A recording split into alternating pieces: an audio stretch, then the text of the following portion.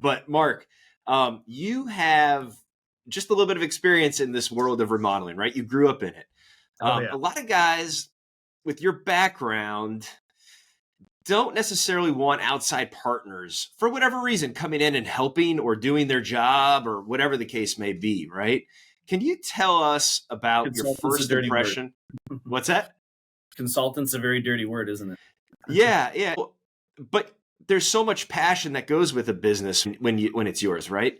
And I'm going to get to that in a second, actually. Let me finish this question here because I'm curious to hear from you, Mark.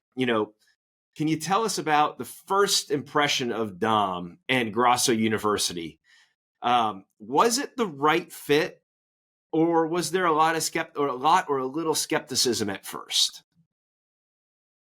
Well, before 2019, I grew up in a family business. We, at the time, really specialized in roofing and windows and commercial roofing. And it was really just a legacy that my dad created, trial and error, And I saw a way bigger vision and potential for a company, knowing that I was very young, out of college, and I just inspired for greatness. So did my brother Greg, but my dad really was very stuck in his ways of just, more installation focused. Well, we got to keep the workers busy and not scaling. It's just when business wasn't good, it's because the phones just didn't ring, and he didn't understand what marketing was, and that's okay. He wasn't trained or had the drive to grow a business.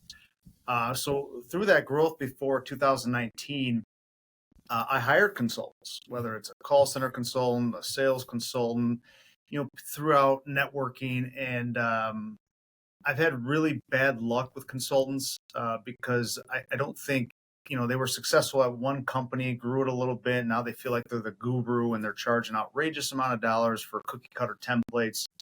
And they're hard to get a hold of because they're really taking care of the bigger company that's paying them a lot of money to help consult their business. And I kid you not, that was like clockwork with consultants.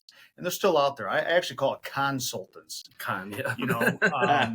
But, once you've hired enough, you realize, okay, you're on your own now. You just got to make it your own and just network with your buddies that are either more successful than you or just same size, but they have better processes. And growing a network. But when I went to Grosso, because it was in our backyard in Rosemont, not only was it very flashy and huge, it was one of the coolest things I've ever been to, but I saw Dominic as, I saw him that he was able to scale and grow a sales team. And that was something that was very difficult for me. That I had a really hard time scaling the sales team. And being able to talk with Dominic, he really understood what it was like in my situation at the size of the company I was, because he was asking more questions about me and the company and what's going on. And he was able to have more relatable ideas of what's to come and how you do it. It was more of an easier route to the scale of the company, and then as follow-ups, he was always answering his phone. He's always following up. He added more value than what I was paying for, which I've noticed goes a long ways. And from there, he can't do my push-ups for me. So it really was me against the wall, having to put these things into place and having to really put this in action to show Dominic that I could do this. And, holds me accountable. And again, it takes a long time because it really has to do with the right people on the bus. And that was the biggest struggle I still, till this day you deal with through your growth, but yeah. And credit to Mark, the guy really got to work and got things done. And arguably, and this is my opinion, he has one of the strongest sales foundations I've ever seen. I mean, he spent the time to build out, if you were to dream up the perfect set of tools and technology and the best mix of everything to make a team successful, he front loaded everything. He got to work to build out all these tools for his sales team. And now he's starting to realize the benefits of having that strong sales foundation.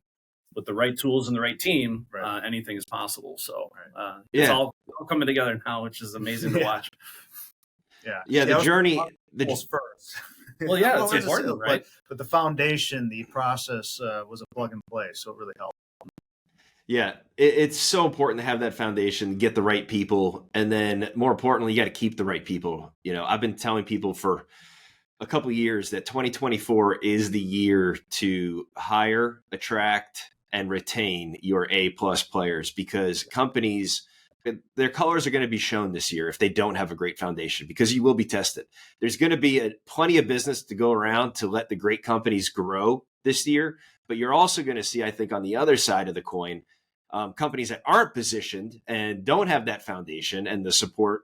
I don't think they're going to grow at all. I think they might run the risk of really having to try to scrape the bottom for business, which is a dangerous, dangerous place if you've ever been there.